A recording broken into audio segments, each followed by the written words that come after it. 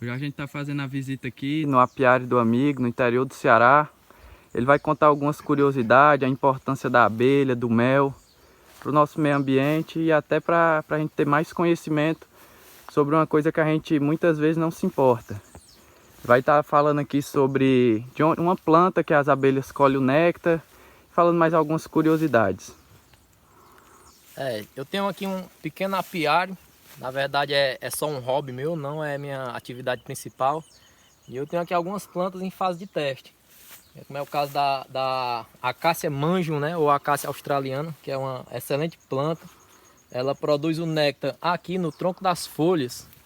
De manhãzinha cedo ela amanhece uma gotícula de néctar. Pode ver que tem até umas formiguinhas aí aproveitando algum resquíciozinho de açúcar de néctar. E tem essa outra aqui que é a moringa oleífera. É a chamada planta da vida, né? Que ela é comestível também. Ela também é uma excelente produtora de néctar, bem como também para a ração animal também ela é uma excelente fonte de proteínas. Aqui é também tudo pelo gotejamento. Essa aqui é dois coelhos com uma cajadada só. Agora tá no inverno, né? Não precisa estar irrigando, mas no período seco eu irrigo elas por meio de gotejamento. E também as abelhas, elas consomem a água aqui, né? Elas vêm beber aqui no gotejamento. Devido aqui a fonte de água aqui ser distante, então as abelhas também vêm beber água aqui no gotejamento das plantas. Aí Como dois você coelhos com tinha cajadada falado, só. essa planta aqui também não faz mal se o humano ingerir ela, né? No caso. Ela é comestível. Tem alguns estados aí que os agricultores já estão mudando até de cultura. Na região sul ali, estão plantando muito essas duas plantas. E essa daqui principalmente, porque o pessoal faz várias receitas com ela, né? A folha dela é comestível, bem como também a planta altamente medicinal. Serve para vários males, diabetes, pressão alta. E aquela curiosidade que você tinha falado sobre a produção da abelha na vida inteira dela, a quantidade de mel que ela produz. Isso, é uma abelha operária, na vida dela todinha, que é de 40 dias, ela só consegue produzir em média uma colher de mel. Só uma colher de mel, né? E colher de mel pra gente não é nada. E pra abelha é uma vida inteira, né? Exatamente. Até uma maneira também de conscientizar o pessoal que existe um estudo que diz que se as abelhas sumirem, se as abelhas morrerem todas, a humanidade só sobrevive por mais 5 anos, né? Porque uma fruta, para ela frutificar, a maior parte da polinização que ela é feita é pelas abelhas. Para ela frutificar. E se não tem a polinização também, a semente também não vai nascer. Então, acabando as abelhas, vai se acabar as plantas e vai se acabar a humanidade.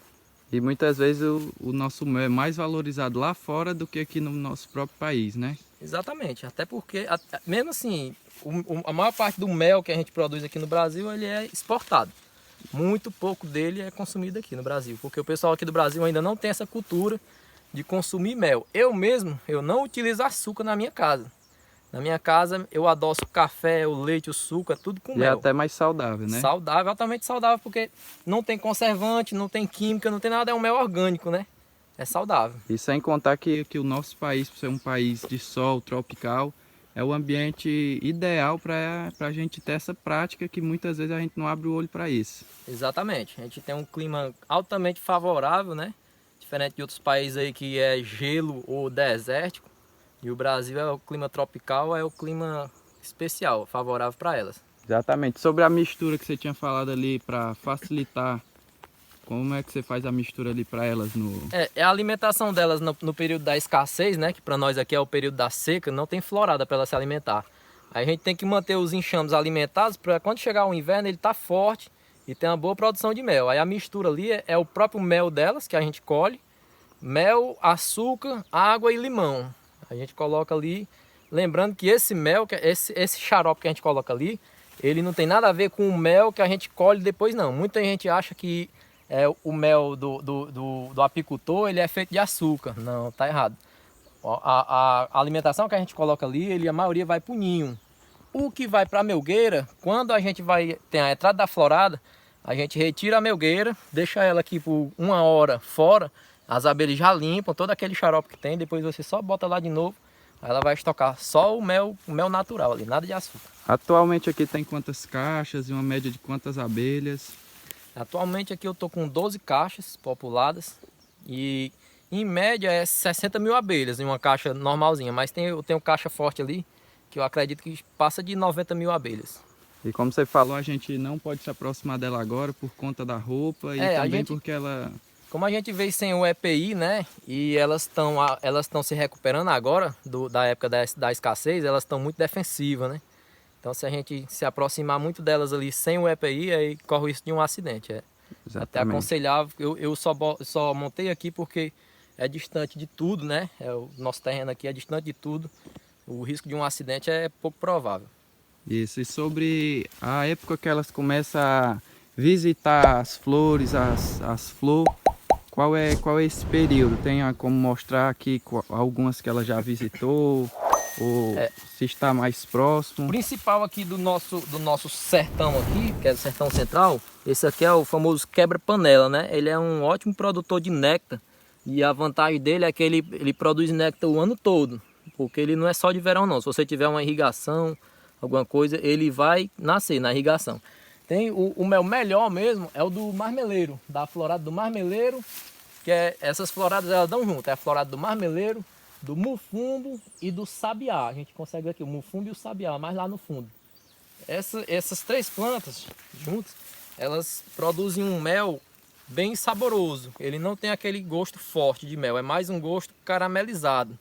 Inclusive é esse mel que eu uso para adoçar as coisas, que não tem aquele gosto forte do mel. Porém, ele não é um bom alimento medicinal. Já o mel da florada da jurema e da aroeira, que é a última florada do ano, é no finalzinho do inverno. Ele é um mel mais vermelhão, mais grosso. Ele é excelente para fins medicinais, que ele tem grande teor medicinal. Correto. Então a gente vai mostrar também a centrífuga, né? Depois você, quando estiver mostrando, você pode explicar melhor o funcionamento dela. Pronto.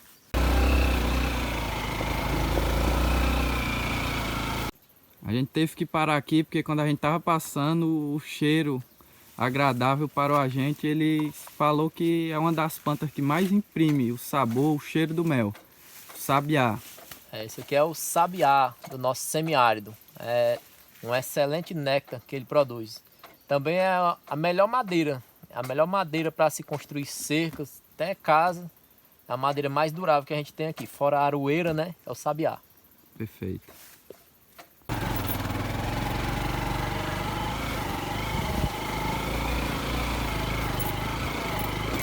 Agora a gente vai apresentar aqui a centrífuga e o amigo vai falar mais para explicar melhor o funcionamento. Essa daqui é uma centrífuga de colher mel. Ainda é pequena, né? Foi a primeira aquisição minha agora. Ela bate 16 quadros de mel. E o sistema dela é o seguinte: o quadro de mel vem aqui dentro, então ela começa a girar. Pela gravidade, o mel começa a sair do quadro e escorre. Aí dessa forma não destrói, né? Não destrói a capa, a cera. E a gente retorna essa cera lá para as abelhas, para a colmeia.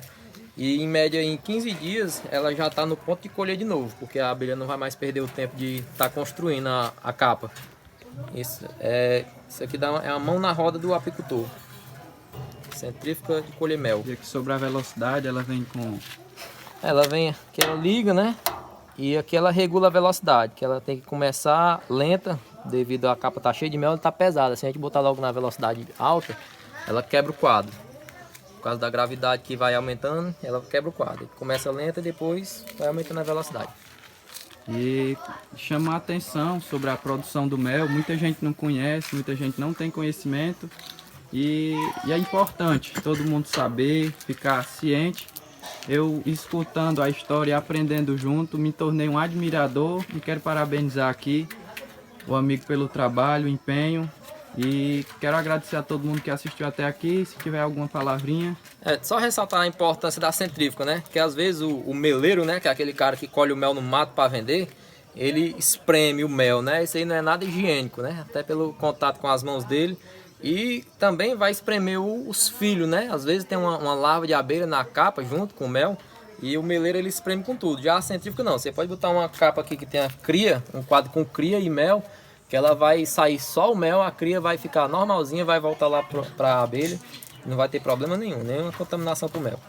Então aqui já facilita e ainda melhora o funcionamento da própria colmeia lá, no caso, né? Isso, com certeza. Então, até a próxima. Muito obrigado pela atenção e por nos apresentar mais sobre esse mundo. Valeu, até a próxima. Fica com Deus.